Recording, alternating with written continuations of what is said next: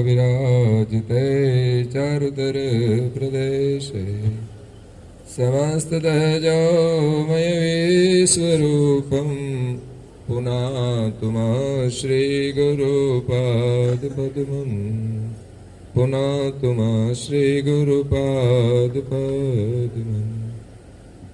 भारत माता की जय। भारत माता की जय। वंदे मातरम। वंदे मातरम। आज भारत देशना गुजरात राज्यना મહીસાગર જિલ્લાના બાલાસિનોર તાલુકાના જેઠોલી ગામે ભારત દેશના યશસ્વી લોકપ્રિય પ્રધાનમંત્રી શ્રી નરેન્દ્રભાઈ મોદીજીની આજે 75મી જન્મ જયંતિ પ્રસંગે મંચસ્થ બિરાજમાન મહાનુભાવો તથા સભા મંડપમાં બેઠેલા સૌ ભાઈઓ તથા બહેનો, આજે આપણા દેશ માટે ગૌરવનો દિવસ છે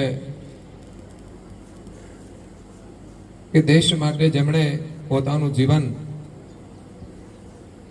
સમર્પિત કરી દીધું છે એવા ગુજરાતના જ લોકલાડીલા નેતા નરેન્દ્રભાઈ મોદીના કાર્યોથી આપણે સૌ પરિચિત છીએ, જેનું વર્ણન કરવા જઈએ તો મોટી એક કિતાબ બનશે અને ભવિષ્યમાં એનો ઇતિહાસ પણ બનશે, એની હિસ્ટ્રી પણ બનશે, એના પિક્ચરો પણ બનશે એવું એમનું આપણા રાષ્ટ્ર અને સમગ્ર વિશ્વ માટે યોગદાન રહ્યું છે।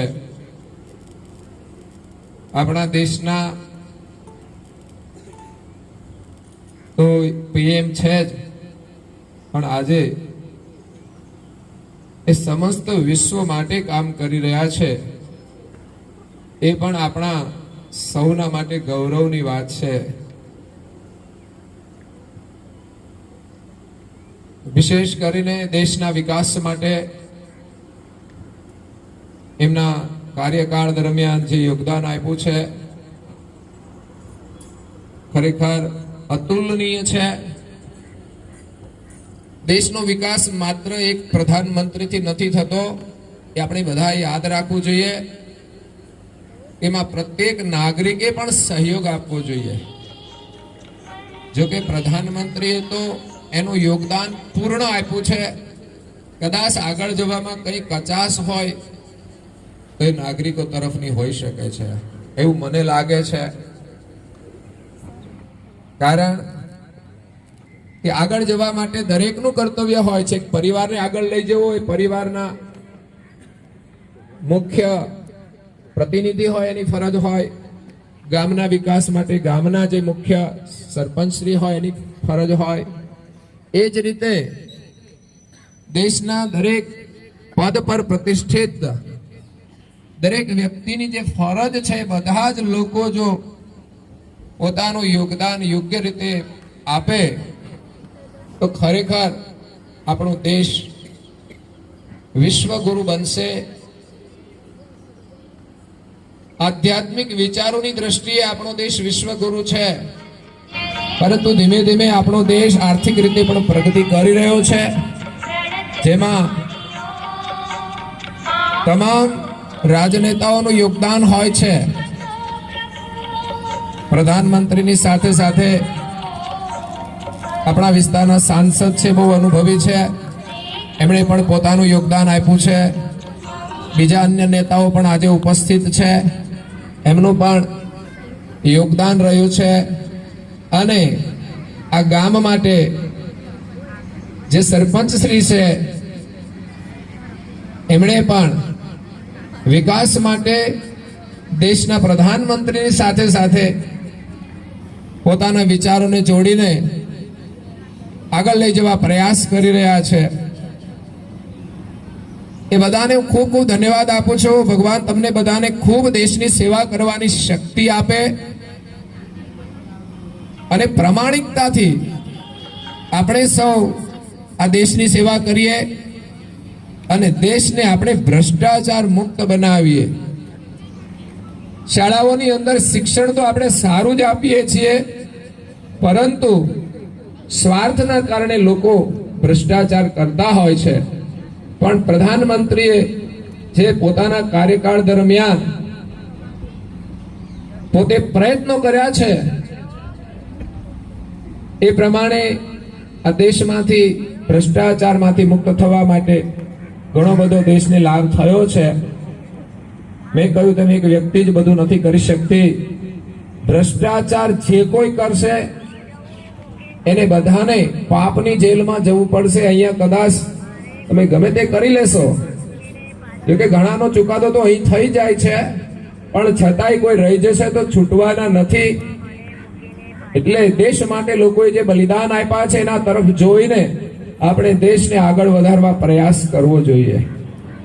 અને આજે વધારે ન કહેતા આ શાળાના સંચાલક ભાઈ બહેનો એમને સહયોગ આપી અને બાલિકાઓએ સુંદર આવેલા મહેમાનોનું સ્વાગત કર્યું. એ બદલ શાળાના સ્ટાફને અને વિદ્યાર્થીઓને ખૂબ ખૂબ આશીર્વાદ છે કે આપણા દેશ માટે ખૂબ જ આગળ વધી અને દેશને આગળ લઈ જવા માટે એમનું યોગદાન રહે. અને ખાસ વિશેષ આજે દેશ માટે સમર્પિત દેશના પ્રધાનમંત્રીના જન્મદિવસનો આખા દેશમાં ઉત્સાહ છે. ગઈકાલે બ્લડ ડોનેશન થયું, આજે પણ થાય છે. અને વિશેષ કરીને આ જેઠોલી ગામમાં હાઈસ્કૂલના પટાંગણમાં આજુબાજુના જે વિસ્તારના ગરીબ લોકો છે એ બધાનું નિઃશુલ્ક રોગોનું નિદાન થાય એ બહુ જ મહત્વપૂર્ણ છે. અને એની અંદર સેવા આપનાર અમારા ડોક્ટર ભાઈઓ છે, કદાચ બહેનો પણ હોય, એ બધાને પણ ભગવાનના ખૂબ આશીર્વાદ છે કે તમે સારું શિક્ષણ મેળવ્યું છે, એનાથી તમે પ્રગતિ કરી છે અને સાથે સાથે તમારા શિક્ષણનો ઉપયોગ સમાજ સેવા અને દેશ સેવા માટે થાય એ તમારા માટે આશીર્વાદ છે. તો આવા સમય સંજોગે તમારી સેવાનું યોગદાન આપી તમે તમારા જીવનને સફળ કરો અને સમાજમાં તમારા પ્રત્યે વિશેષ આત્મવિશ્વાસ વધે અને આપણો દેશ નિરોગી બને એ પ્રધાનમંત્રીનો સંકલ્પ છે.